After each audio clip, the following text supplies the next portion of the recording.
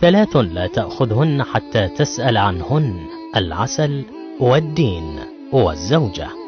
3 لا ترتاح حتى يغادرونك: الوسوسة والدين ورفيق السوء. 3 إذا أبطأن ذهبت فائدتهن: الوليمة والتعزية وصلاة المغرب. 3 أجاركم الله منهم: ابن الحرام وقاطع الأرحام وآكل رزق الأيتام. 3 إياك وصحبتهم: الأحمق وقليل الهمة وقليل المروءة.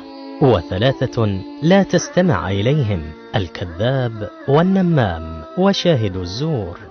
3 ابتعد عنهم: الحسود وصاحب العين ومغضب الوالدين.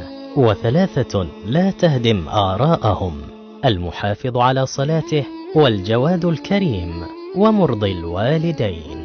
3 أشياء تمرض الجسم: الكلام الكثير، النوم الكثير، الأكل الكثير. 4 أشياء تهدم البدن: الهم، الحزن، الجوع، السهر. 4 تزيد في ماء الوجه وبهجته: التقوى، الوفاء، الكرم، المروءة. 4 تجلب الرزق: قيام الليل، كثرة الاستغفار بالأسحار، تعاهد الصدقة، الذكر أول النهار وآخره. 4 تمنع الرزق: نوم الصبح، قلة الصلاة، الكسل، الخيانة. إذا أعجبك هذا الفيلم فساعدنا بنشره لتعم الفائدة ولنحقق معادلة الفلاح واليقظة الذهنية.